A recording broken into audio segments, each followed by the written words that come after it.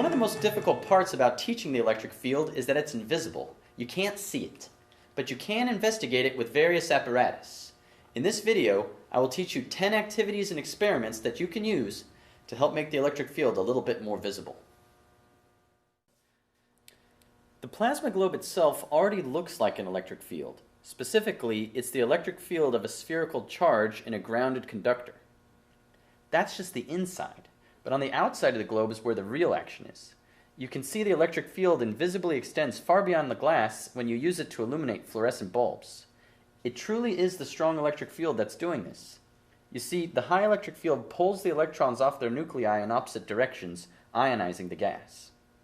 The electric field is radially pointed outward, which you can verify by taking a small linear tube and rotating it. Ha! It shuts off.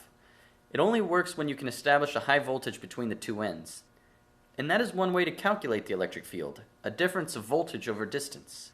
You'll also notice that the electric field is not strong when you're far from the globe. You can see this with a neon bulb or a diode. Nope, it gets weaker with distance.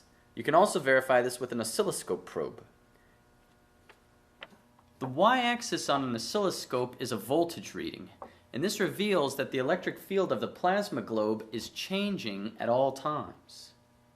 You can verify that the voltage is decreasing as 1 over R as measured from the center of the globe. Be sure to have the ground input as far away from the plasma globe as possible, otherwise it may interfere with the measurement you're making. Now you can use the change in voltage over change in distance formula and make direct measurements on an electric field. But be careful, because your body can act as an antenna and will interfere with the results. One more thing. You can demonstrate that there is no electric field drop in a conductor. Once the bulb starts glowing, it becomes a plasma, which is a conductor, and as you pull it out, you get more and more of the conductor. This might help you discuss electric fields and circuits.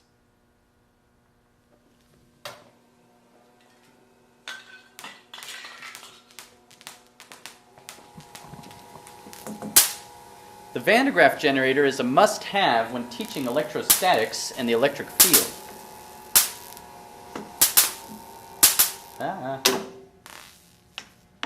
For example, you can use it to show that the electric field is higher near pointy edges than rounder ones. You see, it is the electric field that ionizes the air and makes lightning. A pointy edge can do that easier because the electric field is higher. Notice also that these lightning rods are connected to the ground. Of course, you can also use the Van de Graaff generator to demonstrate radial electric field lines. For example, you can tape streamers on the top of the Van de Graaff and they will point radially outward. Or you can use a human. Find a long-haired human and have her stand on a milk crate for insulation. Remove all metal such as rings and glasses and zippers, and with any luck and dry weather, her hair will stand up. Another way to demonstrate electric fields with the Van de Graaff is to hang a string over the charged dome like you're going fishing. Watch as the charged string is amusingly repelled by the electric force field. But I think the most convincing way to show the electric field is with a straw cut in half and pinned to a meter stick. Now you can probe the space around the dome effectively.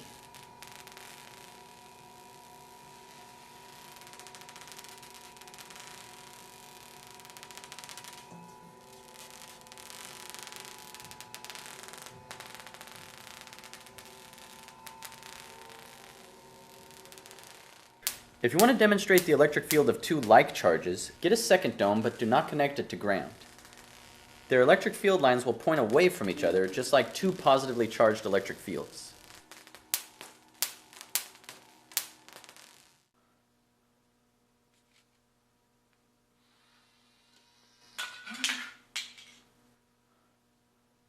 Take a petri dish and fill it with some cooking oil or mineral oil, and then stick 2 electrodes in it like these two. Then mix in some seeds. I like to use lettuce seeds, though many people use grass seeds. Then if you charge up the wires, you will see motion of the lettuce seeds. They will move to align themselves in the electric field. This apparatus is available for purchase from vendors, but you can make it yourself with coat hangers if you follow the instructions in the description below. It's important that the electrodes be well insulated, hence these plastic stands. By the way, my source of charge has been this fun fly stick for the positive side, and I use my finger for the negative or ground side. I used to use a Van de Graaff generator, but I find this to be much more convenient.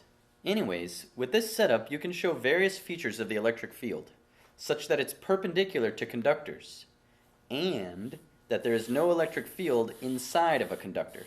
See? The seeds aren't moving. It might be helpful to use a gooseneck camera or overhead projector to project the demo on the big screen so that everybody can see it and appreciate it.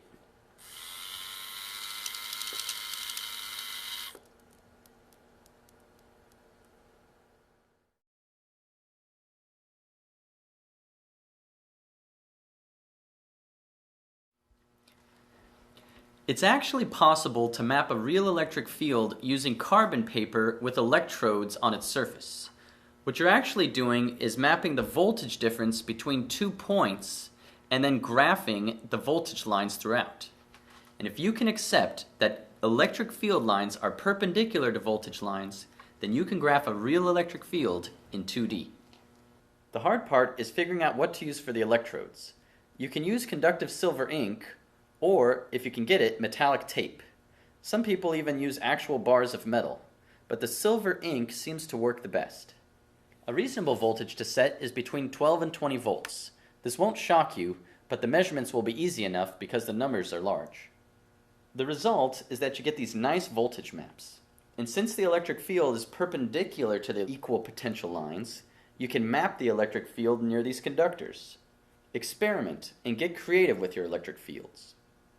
A real problem with this lab is that it takes a long time. You want to work to ensure a streamlined data collecting procedure, and you probably want to draw in the electrodes for your students on the graph. But the results are usually very good.